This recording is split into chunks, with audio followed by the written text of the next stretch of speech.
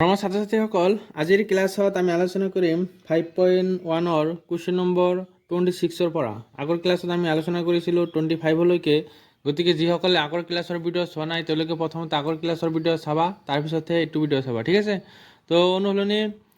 5.1 26 পৰা 29 লৈ কি কুৱেশ্যন দিয়া আছে চোৱা, যে 26 পৰা 29 লৈ নিৰ্দিষ্ট বিন্দুবোৰত f ফলন অবিচ্ছিন্ন হ'লে কেৰ মান উলিওৱা। তো কুৱেশ্যন নম্বৰ 26 পৰা 29 লৈ যিকেইটা কুৱেশ্যন দিয়া আছে সেইকেইটা অবিচ্ছিন্ন, প্ৰতিটো ফলন কি আছে অবিচ্ছিন্ন, আৰু আমাক কেৰ মান বাহিৰ কৰিব লাগে। তো 26 নম্বৰ কুৱেশ্যনটো চোৱা 2024 আহিছিল, আৰু 30 নম্বৰ কুৱেশ্যনটো 2012 আহিছিল, ঠিক আছে। তো প্ৰথমতে আমি 26 নম্বৰ কুৱেশ্যনটো কৰিম, চাবা।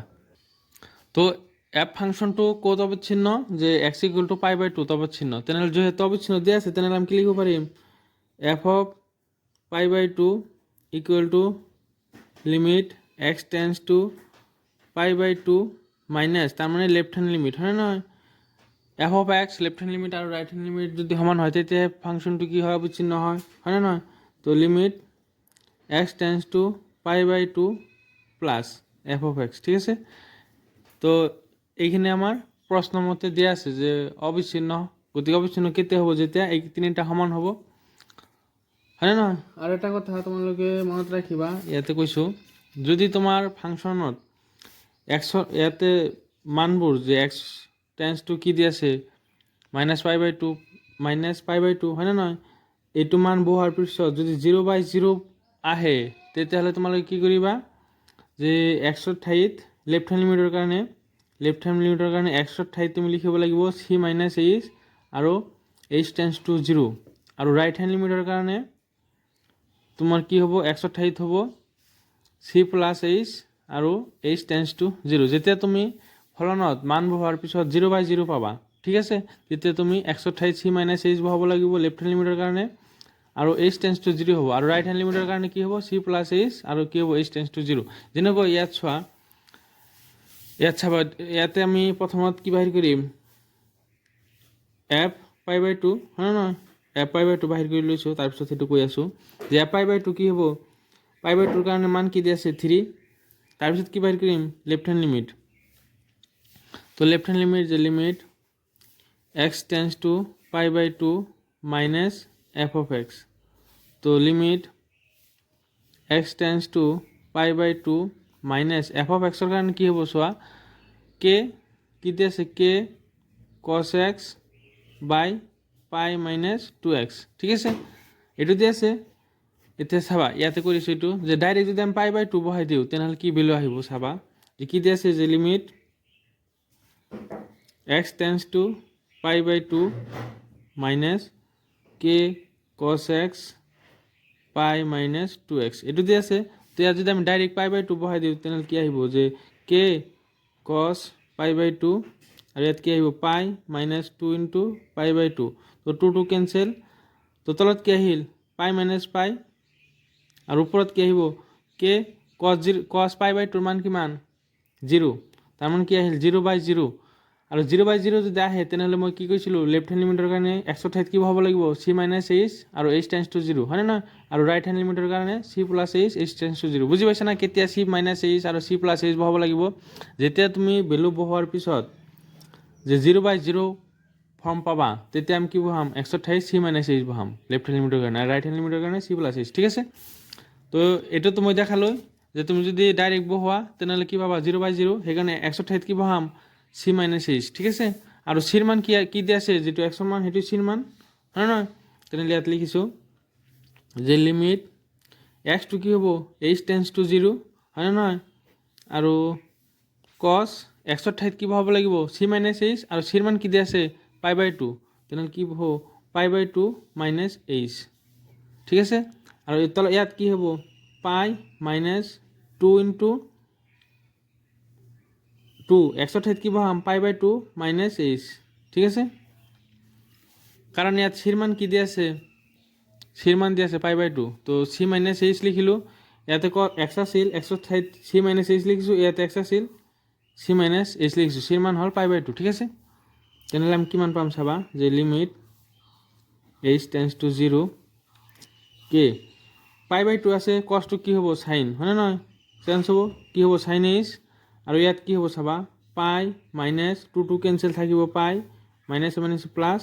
2h 2h থাকিব। তো লিমিট h টেন্স টু 0 পাই পাই কেঞ্চেল থাকিল কিমান 2h আৰু ইয়াত কিমান থাকিল k sin h হয় নহয়। ফাৰ্ষ্ট ইয়াৰত এটা ফৰ্মুলা আছিল যে limit x tends to 0 sin x by x equal to আমি কিমান পাওঁ 1 পাওঁ। তেনেহ'লে ইয়াতে এইখিনিৰ মান আমি কি পাম, এইখিনিৰ কাৰণে sin h by h limit h tends to 0 এইখিনিৰ মান 1, তাৰমানে এইখিনি ইকুৱেল টু আমি কিমান পালোঁ k/2 হয় নহয়। তেনেহ'লে আমি ইয়াতে লিখিছিলোঁ যে f pi by 2 equal to limit left hand limit, তেনেহ'লে 3ৰ লগত আমি কি সমান হ'ব k/2, এইটো যদি 1 লিখোঁ তেনেহ'লে 1ত 1 ইমপ্লাই যদি কৰোঁ তেনেহ'লে আমি কি পাম f pi by 2 equal to limit x tends to pi by 2 minus f(x)। তো এইখিনিৰ মান আমি কিমান পাইছোঁ চোৱা 3 পাইছোঁ হয় নহয়, 3 পাইছোঁ। তো ইয়াত 3 বহাই দিম 3 ইকুৱেল টু আৰু এইখিনিৰ মান আমি কি পালোঁ k/2, তো ইয়াত k/2 বহাই দিলোঁ। k মান কিমান পাম এইটোৰ লগত ইয়াতে কোনো আমি 1 k 3 × 2 6, তো k মান আমি পালোঁ 6। ঠিক আছে, এনেকৈ বাকীবোৰ কৰিব লাগিব। ঠিক আছে, বুজি পাইছা নিশ্চয়। তো এইটো আছিল 26 আৰু এইটো কেতিয়া আহিছিল 2024 চনত আহিছিল, প্ৰিভিয়াছ ইয়াৰৰ কুৱেশ্যন। ঠিক আছে, 2024 চনত আহিছিল। এতিয়া আমি 27 কৰিম চাবা। তো 27 নম্বৰ কুৱেশ্যনত চোৱা ফাংচনটো কি দি আছে kx² যেতিয়া 2তকৈ সৰু বা 2ৰ সমান আৰু 2তকৈ ডাঙৰ কাৰণে 3, আৰু কুৱেশ্যনত কি দিয়া আছে অবিচ্ছিন্ন। কুৱেশ্যনটো দিয়া আছে যে ফলনটো অবিচ্ছিন্ন, আমাৰ k ৰ মান বাহিৰ কৰিব লাগে। তো কি কি হ'ব চাবা f2 equal to limit x tends to 2 minus f(x) equal two এইটো প্ৰশ্ন মতে হ'ব হয় নে নহয় according to equation limit x tends to 2 plus f(x)। ঠিক আছে, এইখিনি আমাৰ প্ৰশ্ন মতে দিয়া আছে। তো আমি প্ৰথমত কি বাহিৰ কৰিম f2 2 বা 2তকৈ সৰু কাৰণে ফাংচন কি দিয়া আছে আমাৰ kx² হয় নহয়। তো k x ঠাইত কি বহাম 2 হয় নহয় ইকুৱেল টু কি হ'ব 4k। ইয়াতে লিখি দিছোঁ, নহ'লে ইয়াত আঁকি দিছোঁ যে এইটো হ'ল 2 বা 2তকৈ সৰুৰ কাৰণে আমাৰ কি দিয়া আছে ফাংচন kx² আৰু 2তকৈ ডাঙৰৰ কাৰণে দিয়া আছে 3। ঠিক আছে, equal to f(x) equal two 3। ঠিক আছে, তো এটা পালোঁ। এতিয়া লেফ্ট হেণ্ড লিমিট বাহিৰ কৰিম। Left hand limit equal to limit x tends to 2 minus f(x) equal to limit x tends to 2 minus f(x)। 2তকৈ সৰুৰ কাৰণে আমাৰ কি দিয়া আছে ফাংচন kx² হয় নে নহয়। তেনেহ'লে আকৌ x ঠাইত কি বহাব লাগিব 2, মানে কি হ'ব 4k। ঠিক আছে, ৰাইট হেণ্ড লিমিট চোৱা যে limit x tends to 2 plus f(x) equal to limit x tends to 2 plus f(x) ঠাইত কি বহাম ৰাইট হেণ্ড লিমিটৰ কাৰণে ফাংচন আমাৰ কি দিয়া আছে 3, তেনেহ'লে ইয়াত কিমান হ'ব 3 ইকুৱেল টু কি হ'ব 3। তেনেহ'লে এইটো যদি 1 নম্বৰ হয় তেনেহ'লে 1 ইমপ্লাইজ কৰিলে কি হ'ব চাবা f2 ঠাইত কি বহাম f2 ঠাইত 4k, তেনেহ'লে 4k ইকুৱেল টু 3। যিহেতু এই দুটা সমান আছে তেনেহ'লে আমি কি লিখিম 4k ইকুৱেল টু 3, তেনেহ'লে k ৰ মান কি হ'ব 3/4। ঠিক আছে, একদম সহজ, বুজি পাইছা না। তো 27 নম্বৰ হ'ল। এতিয়া 28 নম্বৰ চাবা। তো 28 নম্বৰ ফাংচন এইটো দিয়া আছে আৰু x ৰ মান দিয়া আছে পাই। ঠিক আছে, পাই কি হ'ব অবিচ্ছিন্ন, তেনেহ'লে আমি কি লিখিম f(π) equal to according to equation limit x tends to pi minus f(x) equal to limit x tends to pi plus f(x). ঠিক আছে, তো f(π) কি হ'ব চাবা যেতিয়া পাই বা পাইতকৈ সৰু তাৰ কাৰণে মান কি দিয়া আছে আমাৰ kx+1 হয় না, যে f(π) ৰ কাৰণে ফাংচন কি দিয়া আছে kx+1 আৰু আমি x ৰ ঠাইত কি বহাব লাগিব পাই বহাব লাগিব। তেনেহ'লে কিমান হ'ব যে k(π+1). ঠিক আছে, লেফ্ট হেণ্ড লিমিট যদি বাহিৰ কৰোঁ যে limit x tends to pi minus f(x), তো limit x tends to pi minus f(x) ৰ ঠাইত কি বহাব লাগিব লেফ্ট হেণ্ড লিমিট মানে পাইতকৈ সৰু, তেনেহ'লে কি হ'ব কে এক্স প্লাছ ওৱান কে এক্স প্লাছ ওৱান তো এক্সৰ ঠাইত কি হ'ব লাগিব পাই তেনেহ'লে কি হ'ব কে পাই প্লাছ ওৱান ঠিক আছে ৰাইট হেণ্ড লিমিট চোৱা limit x tends to pi plus F of x যে limit x tends to pi plus F of এক্সৰ ঠাইত কি হ'ব পাইতকৈ ডাঙৰ কি ফাংচন দি আছে কছ এক্স তো ইয়াত কি হ'ব কছ এক্স আকৌ এক্সৰ ঠাইত কি হ'ব লাগিব পাই তেনেহ'লে কছ পাইৰ মান কিমান -1 ঠিক আছে এইটো আমি 1 নম্বৰ দিছোঁ একত যদি আমি মানবোৰ বহাওঁ তেনেহ'লে কি হ'ব যে কে পাই প্লাছ 1 যে 1 ইমপ্লাইজ যদি কৰোঁ ইকুৱেল টু কি হ'ব কে পাই প্লাছ 1 ইকুৱেল টু -1 ঠিক আছে তো যেহেতু এই দুটা সমান তেনেহ'লে আমি কি লিখিম কে পাই প্লাছ 1 ইকুৱেল টু -1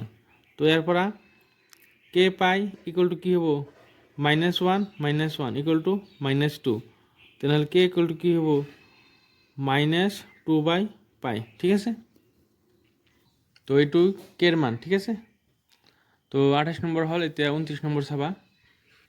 তো 29 নম্বৰত এইটো ফাংচন দিয়া আছে আৰু এক্সৰ মান দিয়া আছে 5 তো ফাংচনটো যেহেতু অবিচ্ছিন্ন আৰু আমাৰ কেৰ মান বাহিৰ কৰিব লাগে তেনেহ'লে আমি কি লিখিম আগৰ নিচিনা যে f5 equal to limit x tends two 5 minus f of x equal to limit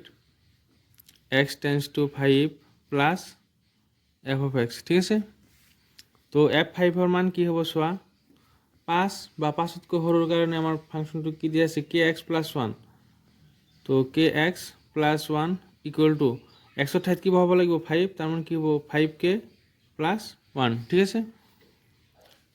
left hand limit যে limit x tends two 5 minus f of x কি হ'ব যে limit x tends two 5 minus f of x এর ঠাইত কি হ'ব লাগিব 5তকৈ সৰুৰ কাৰণে ফাংচন কি দি আছে kx প্লাছ 1 যদি বুজি নোপোৱা এনেকৈ আঁকি ল'বা এইটো হ'ল 5 বা 5তকৈ সৰুৰ কাৰণে আমাৰ ফাংচন কি দি আছে f of x এৰ মান যে kx প্লাছ 1 আৰু 5তকৈ ডাঙৰৰ কাৰণে f of x এর মান কি দি আছে 3x -5 ঠিক আছে এইটো দি আছে তেনেহ'লে ইয়াত এক্সৰ ঠাইত কি হ'ব লাগিব 5 তাৰ মানে কি হ'ব 5k প্লাছ 1 আকৌ ৰাইট হেণ্ড লিমিট বাহিৰ কৰিব লাগিব যে limit x tends two 5 plus f of x যে limit x tends two 5 plus f of x এর ঠাইত কি হ'ব লাগিব 5তকৈ ডাঙৰৰ কাৰণে ফাংচন কি দি আছে 3x -5 তো ইয়াতো x এর ঠাইত 5 বহাব লাগিব তো 3 × 5 -5 যে 15 - 5 ইকুৱেল টু 10 ঠিক আছে এইটো 1 নম্বৰ এনেকৈ দিছোঁ এইখিনি এইটো কি 1 নম্বৰ হয় না 1 ইমপ্লাইজ যদি কৰোঁ আমি তেনেহ'লে কি হ'ব 5k plus 1 equal to 5k plus 1 equal to 10 এই দুটা যেহেতু একে তো আমি আবাৰ লিখিম যে 5k plus 1 equal to 10 5k equal to কিমান হ'ব 10 - 1 ইকুৱেল টু 9 তেনেহ'লে কেৰ মান কি হ'ব 9/5 ঠিক আছে এইটো হ'ল কেৰ মান নিশ্চয় বুজি পাইছা যদি কিবা ডাউট থাকে কমেণ্টত জনাবা আৰু তোমালোকে ভিডিঅ'বোৰ লাইক নকৰা যদি ক্লাছৰ ভিডিঅ'বোৰ ভাল লাগে নিশ্চয় লাইক এটা কৰিবা আৰু নিজৰ বন্ধুবোৰৰ লগত শ্বেয়াৰ কৰিবা ঠিক আছে তো এইটো কেই নম্বৰ হ'ল 29 নম্বৰ হ'ল এতিয়া আমি 30 নম্বৰ কৰিম চাবা কুৱেশ্যন নম্বৰ 30ত চোৱা আমাৰ ইয়াতে কি দিয়া আছে যে f of x ফাংচনটো অবিচ্ছিন্ন দিয়া আছে আৰু অবিচ্ছিন্ন হ'লে a আৰু b ৰ মান বাহিৰ কৰিব লাগে ঠিক আছে তো চোৱা ইয়াত ব্ৰেকিং পইণ্ট কি আছে 2 2তকৈ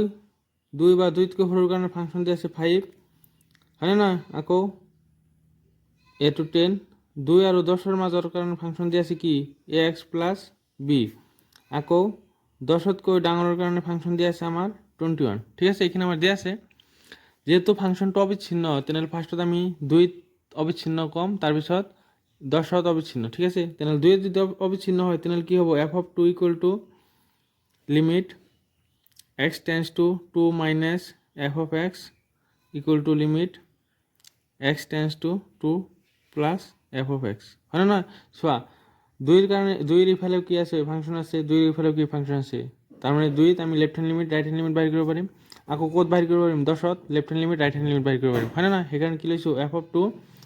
আকৌ limit x tends to 2 minus limit x tends to 2 plus মানে left hand limit right hand limit ঠিক আছে তেনেহ'লে আমি f2 যদি বাহিৰ কৰোঁ তেনেহ'লে f2 কাৰণে আমাৰ ফলন কি দিয়া আছে, মান কি দিয়া আছে 5, তেনেহ'লে f2 মান কিমান 5। ঠিক আছে, ইয়াতে যদি আমি লেফট হ্যান্ড লিমিট মানে 2 লেফট হ্যান্ড লিমিটের কাৰণে ফাংশন কি 5, মানে লেফট হ্যান্ড লিমিট বাহিৰ কৰিলে আমি কি মান পাম 5 মান পাম, সেইকাৰণে আমি লেফট হ্যান্ড লিমিট বাহিৰ নকৰোঁ, ডাইৰেক্ট কি বাহিৰ কৰিম ৰাইট হ্যান্ড লিমিট। ঠিক আছে, limit x tends two 2 plus f of x, তো limit x tends two 2 plus f of x ৰ ঠাইত কি লিখিম 2তকৈ ডাঙৰ কাৰণে ফাংশন দি আছে ax প্লাস b, তো x ৰ ঠাইত কি বহাব লাগিব 2, মানে কি হ'ব 2a প্লাস b। ঠিক আছে,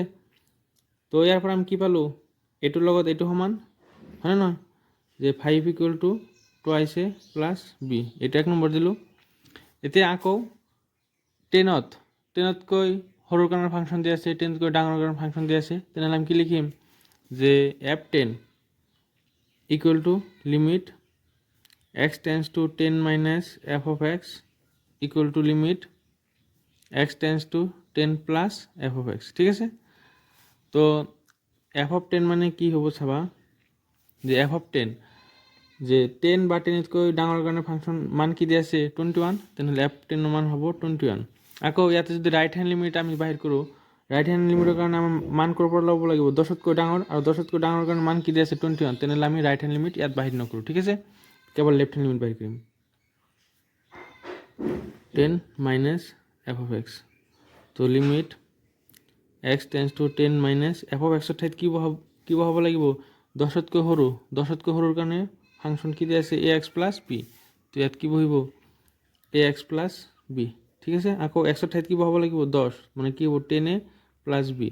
তো ইয়াৰ পৰা আমি কি পালোঁ 21 equal to 10a plus b। ঠিক আছে, এইটো হ'ল 2।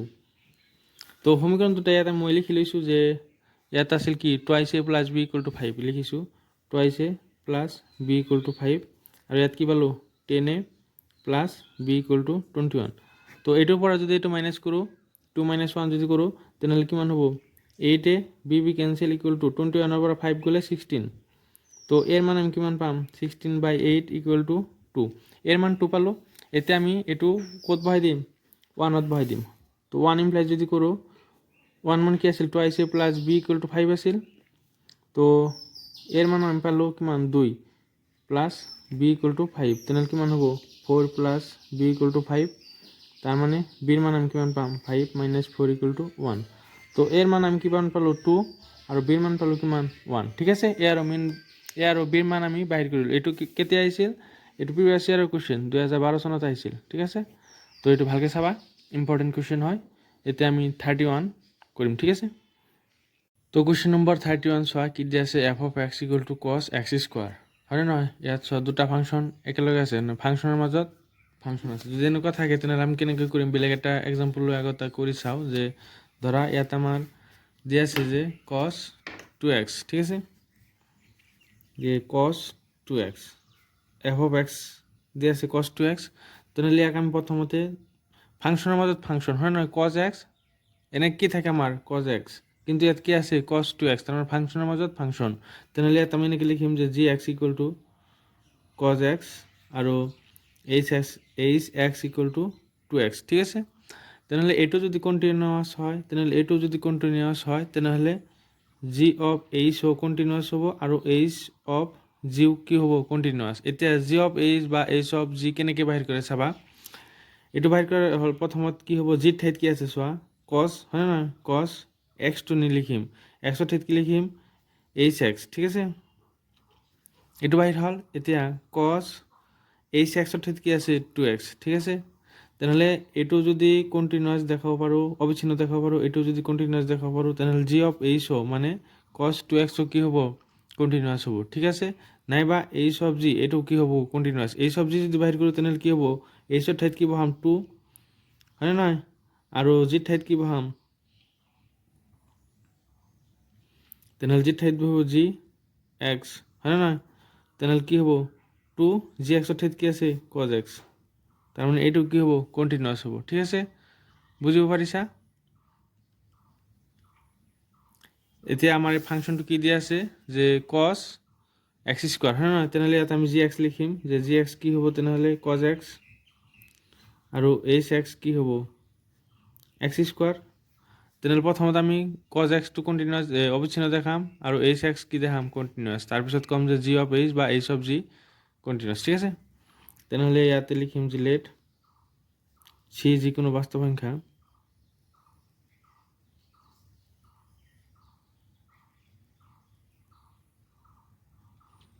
তাৰপিছত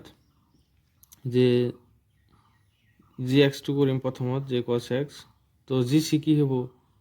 জি চি হ'ব cos c আৰু limit x tends two c G of x equal to কি হ'ব limit x tends two c, G এক্সৰ ঠাইত cos x বহাম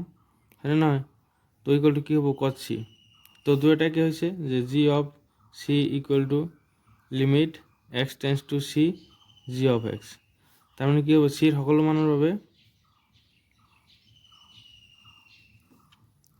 মানৰ বাবে জি অবিচ্ছিন্ন। ঠিক আছে, এতিয়া আকৌ এইচ এক্সটো কি দেখাব লাগিব অবিচ্ছিন্ন, তো এইচ এক্স ইকুৱেল টু কি আছে এক্স স্কোৱাৰ। ঠিক আছে, তো এইচ চি কি হ'ব চি স্কোৱাৰ আৰু limit x tends to c f of x H of x কি হ'ব চাবা যে limit x tends to C H এক্সৰ ঠাইত কি হ'ব এক্স স্কোৱাৰ আৰু এক্সৰ ঠাইত কি হ'ব চি মানে চি স্কোৱাৰ, যেহেতু H of c equal to limit H x tends to C H x, গতিকে চিৰ সকলো মানৰ বাবে কি হ'ব সকলো মানৰ বাবে এইচ কি হ'ব অবিচ্ছিন্ন। ঠিক আছে, যেহেতু এই দুটা অবিচ্ছিন্ন হৈছে জি এক্স আৰু এইচ এক্স, গতিকে জি অফ এইচও কি হ'ব অবিচ্ছিন্ন, এইচ অফ জিও অবিচ্ছিন্ন হ'ব। এতিয়া চাওঁ যে আমাৰ কি বাহিৰ হয়, আমি প্ৰথমত জি অফ এইচও বাহিৰ কৰিব লাগিব। G of h equal two যদি এফ অফ এক্স পাওঁ তেনেহ'লে জি অফ এইচ বাহিৰ কৰিম, আৰু এইটো ইকুৱেল টু যদি এফ অফ এক্স নাপাওঁ তেনেহ'লে কি বাহিৰ কৰিম এইচ অফ জি। ঠিক আছে, তো জি অফ এইচ যদি বাহিৰ কৰোঁ কি পাম চাবা, জিৰ ঠাইত কি হ'ব লাগিব কছ, তাৰপিছত কি আছে এইচ এক্স হয়নে নহয়, তো কছ এইচ এক্সৰ ঠাইত কি বহাম এক্স স্কোৱাৰ, তাৰমানে ইকুৱেল টু কি পাইছোঁ F of x. G of h equal to কি পাইছোঁ এফ অফ এক্স, তাৰমানে জি অফ এইচ কি হ'ব অবিচ্ছিন্ন। ঠিক আছে, এইটো অবিচ্ছিন্ন এতেকে জি অফ এইচ অবিচ্ছিন্ন। ঠিক আছে, তো ইয়াত আমি G of h equal to কি পাইছোঁ এফ অফ এক্স, তো আমি জি অফ এইচ লিখিম। যদি G of h equal to f of x নাপালোঁ হয় তেনেহ'লে আমি এইচ অফ জি বাহিৰ কৰিলোঁ হয়। ঠিক আছে, এই দুটা কণ্টিনিউৱাছ মানে এইটো কণ্টিনিউৱাছ হ'ব এইটো কণ্টিনিউৱাছ হ'ব। ঠিক আছে, কেতিয়াবা আমি G of h equal to f of x পাম, কেতিয়াবা H of g equal to f of x পাম, য'ত যিটো পাওঁ সেইটোহে লিখিম। ইয়াতে G of h equal to f of x পাইছোঁ, গতিকে জি অফ এইচ বাহিৰ কৰিম। ছাইডত এইখিনি কৰিবা যে কোনটো ইকুৱেল টু তুমি এফ অফ এক্স পোৱা সেইটো বাহিৰ কৰিবা। ঠিক আছে, তো আমি ইয়াত জি অফ এইচ বাহিৰ কৰিম, যে g of h equal to কি হ'ব যে কছ এইচ এক্স, তো কছ এইচ এক্সৰ ঠাইত কি লিখিম এক্স স্কোৱাৰ, তো ইয়াত লিখিম যে g of h equal to cos x square equal to f of x ও অবিচ্ছিন্ন হ'ব সকলো বাস্তৱ সংখ্যাৰ বাবে। ঠিক আছে, সকলো বাস্তৱ সংখ্যাৰ বাবে। ঠিক আছে, নিশ্চয় বুজি পাইছা। এতিয়া 32 চাবা, তো 32 নম্বৰ কুৱেশ্যন কি দিয়া আছে মুঠ কজ এক্স, তো ইয়াত জি এক্স কি হ'ব আৰু এইচ এক্স কি হ'ব ক'ব পাৰিবা, জি এক্স হ'ব কজ এক্স আৰু এইচ এক্স কি হ'ব মুঠ এক্স। ঠিক আছে, তো প্ৰথমে ধৰি ল'ম যে লেট চি যিকোনো বাস্তৱ সংখ্যা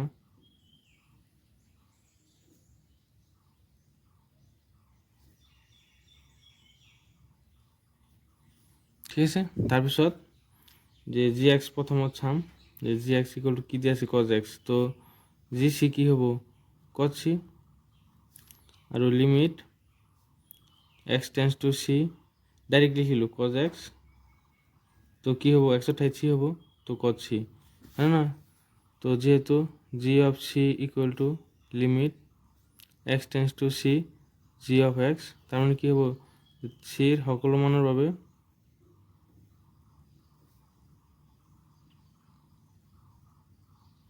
জি অবিচ্ছিন্ন। ঠিক আছে, এতিয়া আকৌ এইচ এক্স কি দি আছে মোড এক্স হয়নে নহয় মোড এক্সটো আমাৰ দেখাব লাগিব মোড এক্স মানে কি minus x plus x minus x কেতিয়া হয় যেতিয়া জিৰ'তকৈ সৰু হয় প্লাছ এক্স কেতিয়া হয় যেতিয়া জিৰ'তকৈ ডাঙৰ হয় তো ইয়াত কেইটা কেছ কৰিব লাগিব তিনিটা কেছ হয় নহয় যে লেট চি যিকোনো বাস্তৱ সংখ্যা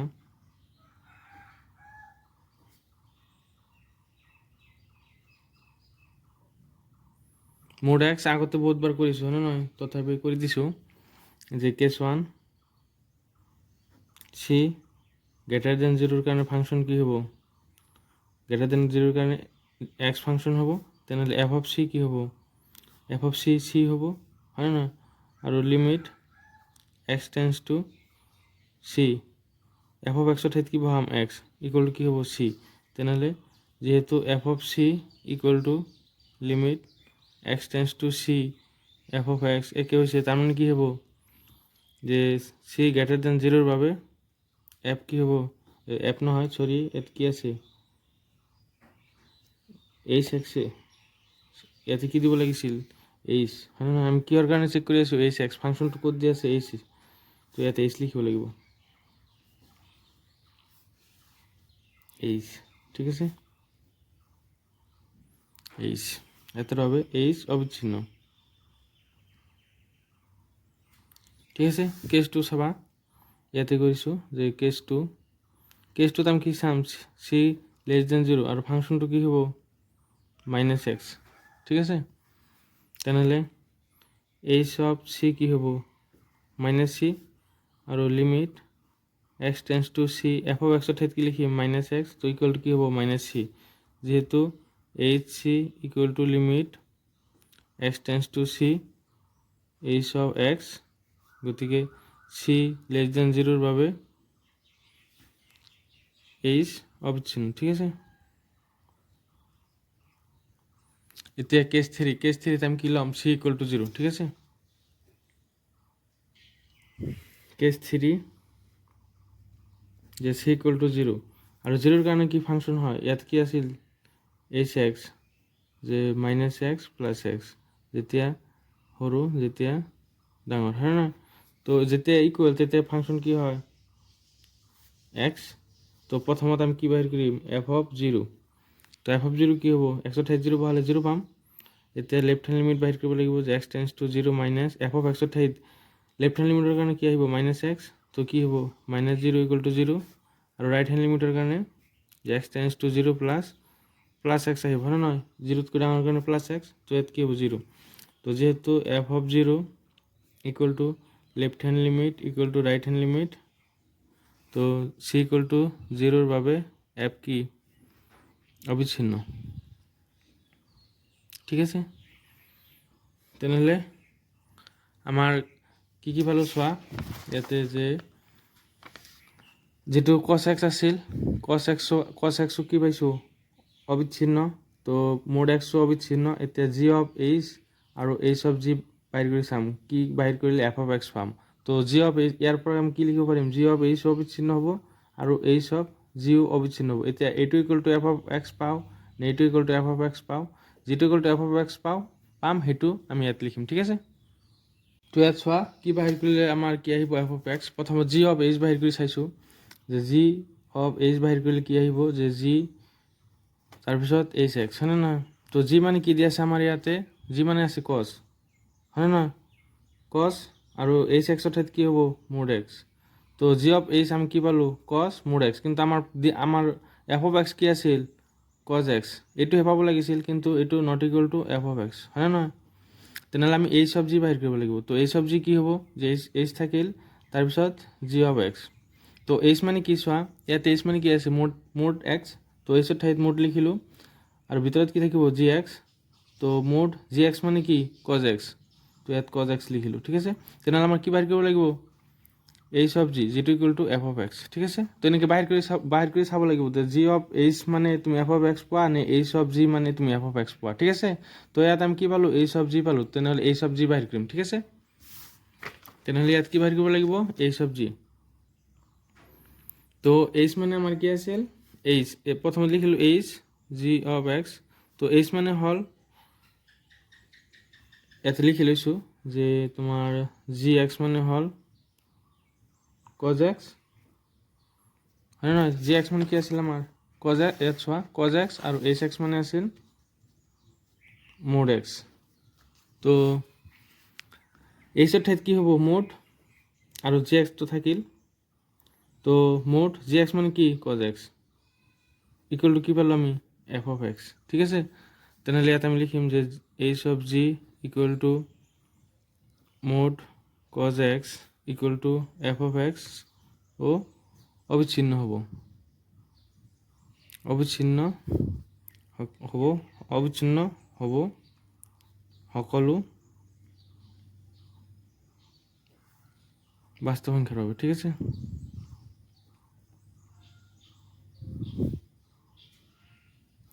এতিয়া 33 চাবা। তো 33 দিয়ে আছে আমার কি দিয়ে আছে f of x equal to sine mod x. তো ইয়াত আমি এফ অফ জি বাহির করি নে জি অফ এইচ বাহির কৰিম, আগতে বাহিৰ কৰি লৈছোঁ চাবা। প্ৰথমত জি এক্স মানে হ'ল সাইন এক্স আৰু এইচ এক্স মানে হ'ল মোড এক্স, ঠিক আছে। তেনেহ'লে আমি যদি জি অফ এইচ বাহির কৰোঁ তেনেহ'লে কি হ'ব জি এইচ এক্স, তো জিৰ ঠাইত কি হ'ব সাইন এক্স সাইন আৰু এইচ এক্সৰ ঠাইত কি হ'ব মোড এক্স। তো ইয়াত আমি কি বাহিৰ কৰিলে হ'ব জি অফ এইচ বাহিৰ কৰিলে হ'ব, জি অফ এইচ মানে কি এফ অফ এক্স, ঠিক আছে। তো প্ৰথমত আমি জি এক্সটো চাম যে এইটো অবিচ্ছিন্ন হ'বনে নাই, আৰু তাৰপিছত এইচ অফ এক্স চাম যে অবিচ্ছিন্ন হ'বনে নাই, ঠিক আছে। তো let g x equal let c যিকোনো বাস্তৱ সংখ্যা, চি যিকোনো বাস্তৱ সংখ্যা, ঠিক আছে, এইখিনি বেলেগ। তাৰপিছত g x equal to sine x, তো জি চি কি হ'ব সাইন চি, তো লিমিট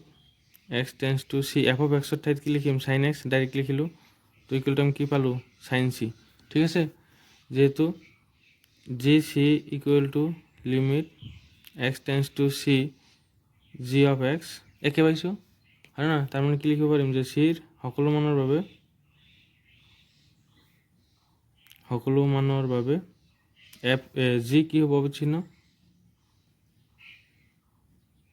ঠিক আছে। এতিয়া আমি চাব লাগে, তো এইটো আমি অবিচ্ছিন্ন দেখালোঁ, এতিয়া এইটো আমি কি দেখাম অবিচ্ছিন্ন, ঠিক আছে। তো এইটোৰ কাৰণে চোৱা ইয়াত আমি লৈছোঁ যে আমাৰ এইচ এক্স ইকুৱেল টু কি আছে mode function, mode x function. তো ইয়াক যদি আমি আগৰটো যেনেকৈ কৰিছোঁ সেই কি হ'ব মোড ফাংচনটো, হয়নে নহয়? তো সেইটোৱে দেখাই দিছোঁ যে চি যিকোনো বাস্তৱ সংখ্যা কেছ 1 কেছ 2 কৰিবা, তাৰপিছত ইয়াতে কি হ'ব কেছ 3 হ'ব, হয়নে নহয়? কেছ 3 তাৰমানে কি হ'ব সকলোবিলাকে কি পাইছোঁ, তাৰমানে চি ইকুৱেল টু 0 বাবে কি হ'ব এফ অবিচ্ছিন্ন হ'ব, ঠিক আছে। তো মোড এক্সও কি পালোঁ আমি অবিচ্ছিন্ন পালোঁ, এইটো অবিচ্ছিন্ন হ'ল এইটো অবিচ্ছিন্ন হ'ল। এতিয়া আমি জি অফ এইচ বাহিৰ কৰিম, তেনেহ'লে এই দুটা যদি অবিচ্ছিন্ন হৈছে তাৰমানে কি হ'ব জি অফ এইচও কি হ'ব অবিচ্ছিন্ন হ'ব, হয়নে নহয়? তেনেহ'লে ইয়াত আমি লিখিম g of h equal to g h x, তো জি মানে হ'ল চাইন আৰু এইচ এক্সৰ ঠাইত কি লিখিম মোড এক্স, তো g of h equal to sine mod x equal to f of এক্সও কি হ'ব অবিচ্ছিন্ন হ'ব, হয় না? অবিচ্ছিন্ন হ'ব সকলো বাস্তৱ সংখ্যাৰ বাবে, সকলো বাস্তৱ সংখ্যাৰ বাবে, ঠিক আছে। নিশ্চয় বুজি পাইছা? তো এতিয়া লাষ্ট কুৱেশ্যন 34 যিটো 2019 আহিছিল, ঠিক আছে। 34 কৰিম চাবা। তো 34 কি কৈছে যে ইয়াৰ সকলোবোৰ বিচ্ছিন্ন বিন্দু বাহিৰ কৰিব লাগে, ঠিক আছে। তো আগত যেনেকৈ কৰিছোঁ তেনেকৈ কৰিম। প্ৰথমত এফ অফ এক্স কি লিখিম, ইয়াৰ নাম দিলোঁ যে জি এক্স আৰু ইয়াৰ নাম দিলোঁ এইচ এক্স। তো প্ৰথমত চাম জি এক্স অবিচ্ছিন্ন হয় না বিচ্ছিন্ন হয়। তো জি এক্স ইকুৱেল টু কিমান মোড এক্স, হয় না? তো প্ৰথম ধৰি ল'লোঁ যে লেট চি যিকোনো বাস্তৱ সংখ্যা, যিকোনো বাস্তৱ সংখ্যা, ঠিক আছে। তো ইয়াত কেছ 3টা হ'ব যে কেছ 1ত আমি কি চেক কৰিম c less than greater than 0। তো জি এক্স ইকুৱেল টু কি হ'ব minus x plus x, x less than 0 x greater than equal to 0, হয় না? তো গ্ৰেটাৰ দেনৰ কাৰণে আমি জি এক্স কি পাম প্লাছ এক্স হয়নে নহয় তেনেহ'লে G of c equal two পাম এক্স আৰু limit x tends to c G এক্সৰ ঠাইত ডাইৰেক্ট এক্স লিখিলোঁ ইকুৱেল টু আমি কি পাম চি হয়নে নহয় তো ইয়াত আমি কি পালোঁ যে যিহেতু g of c equal to limit x tends to c g of x এ থেকে সি গ্রেটার দেন জিরোর বাবে জি অবিচ্ছিন্ন ঠিক আছে ইয়ার কোনো বিচ্ছিন্ন বিন্দু নাই জি অবিচ্ছিন্ন আকৌ কেস টু সি লেস দেন জিরো তো লেস দেন জিরোর কারণে আমার ফাংশন কি হবো মাইনাস এক্স হ্যাঁ না ইয়াত চোৱা লেস দেনের কারণে কি দিয়েছে মাইনাস এক্স তো জি অফ সি কি হবো মাইনাস সি আৰু লিমিট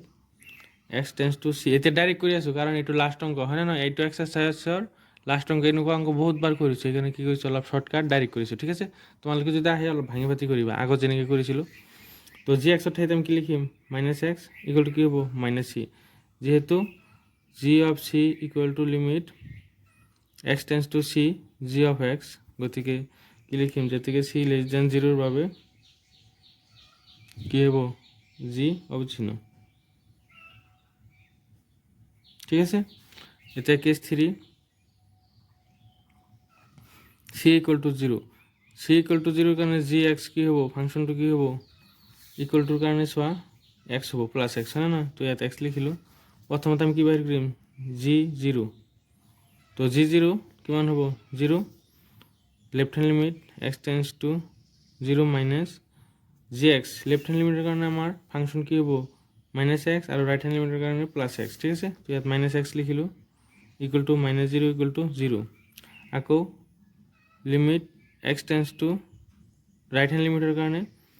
জি এক্স কি হবো প্লাস এক্স তো জিরো হয় না জিরো হবো রাইট হ্যান্ড লিমিট এক্সের ঠাইত যদি আমি জিরো বহাই দিওঁ কি পাম জিরোয়ে পাম তো ইয়াত লিখিম যেহেতু G of zero equal to left hand limit equal to right hand limit তো সি ইকুয়াল টু জিরোর বাবে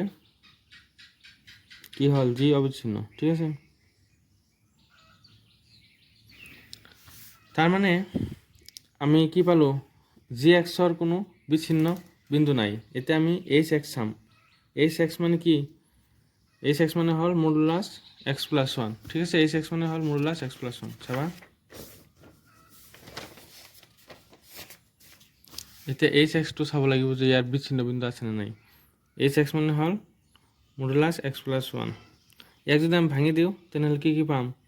এক্স প্লাস ওয়ান পাম মাইনাস এক্স প্লাস ওয়ান পাম হয় না এইটো কেতিয়া পাম যেতিয়া এক্স প্লাস ওয়ান জিৰোত কি সৰু হ'ব এইটো কেতিয়া পাম সরি এইটো greater than equal to zero হ'ব আর এইটো হ'ব এক্স প্লাস ওয়ান যেতিয়া লেস দেন জিরো ঠিক আছে ইকুয়াল টু আমি কি লিখিব পাৰিম যে এক্স প্লাস ওয়ান আর এইটো হ'ব ওয়ান মাইনাস এক্স হয় না মাইনাস ওয়ান মাইনাস এক্স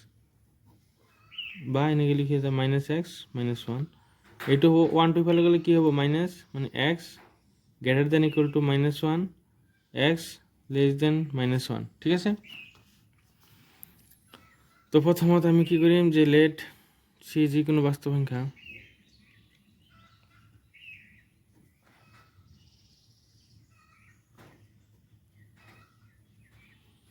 সি যিকোনো বাস্তব সংখ্যা এতিয়া কেস ওয়ান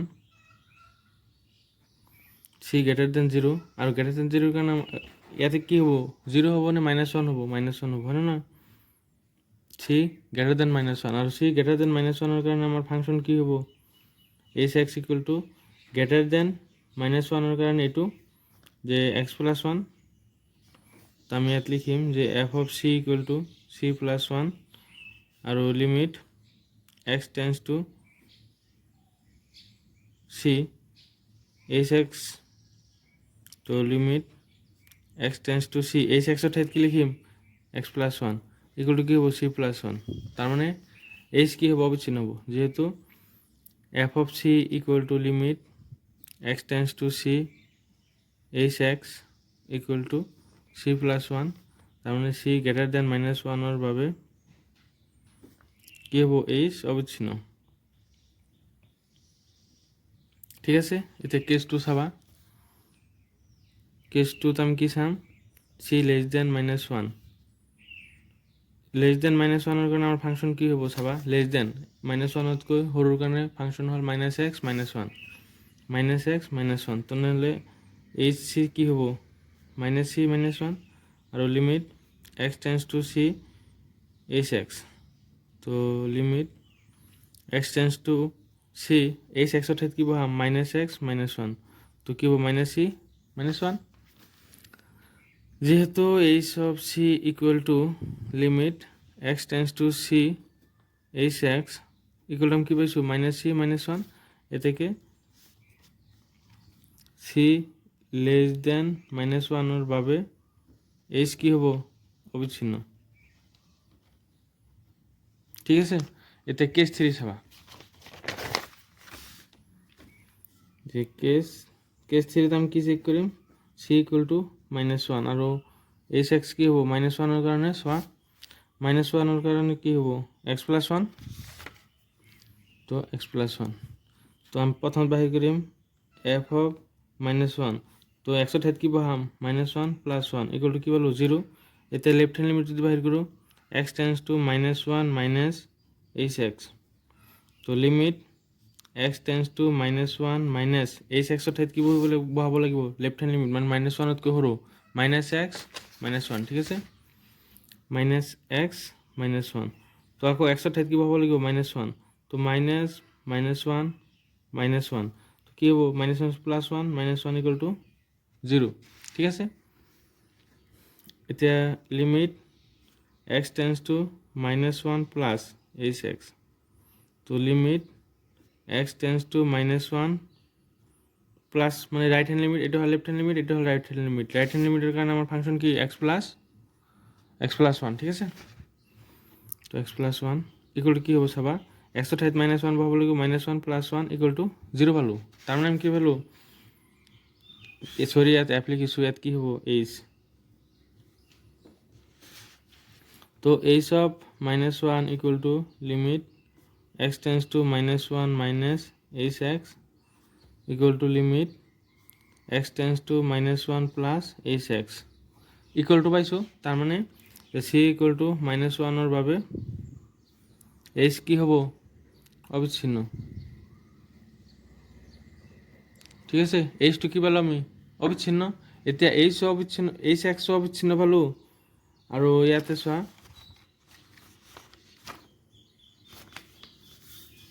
ইয়াতে আমি কি পাইছিলো জি অবিচ্ছিন্ন পাইছিলো তার মানে জি এক্স অবিচ্ছিন্ন এইটো অবিচ্ছিন্ন হয় না নয় তার মানে এফ অফ এক্স এর কোনো বিচ্ছিন্ন বিন্দু নাই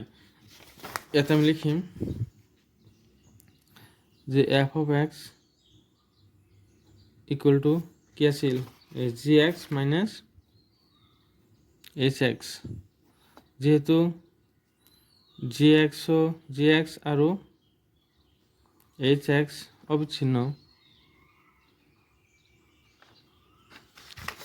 অবিচ্ছিন্ন আমি কি জানো আমি জানো যে এতেকে লিখো এতেকে দুটা অবিচ্ছিন্ন ফলনৰ দুটা অবিচ্ছিন্ন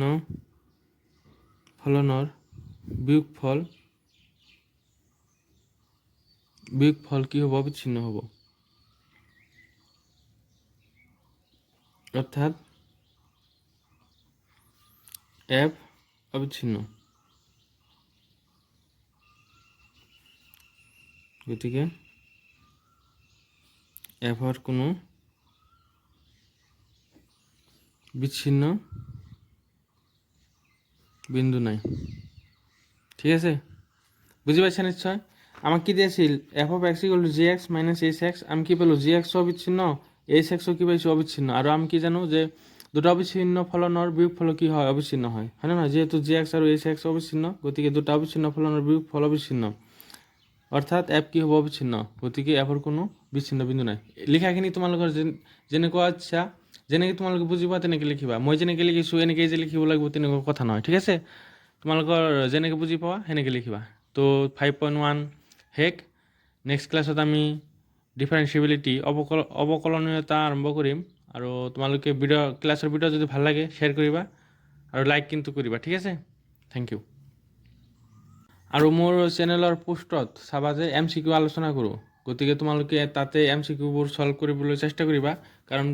তোমালোকৰ কি আহিব, 1 মাৰ্কৰ কুৱেশ্যন আহিব বা কম্পিটিটিভ এক্সামৰ কাৰণে MCQ লাগে, হয়নে নহয়? গতিকে মোৰ পোষ্টত তোমালোকে চেনেলত যাবা, যাই তাতে চাবা পোষ্ট বুলি লিখা আছে, তাতে MCQবোৰ দিয়া হয়, গতিকে তাত যাই তোমালোকে MCQবোৰ ছল্ভ কৰিবা, ঠিক আছে?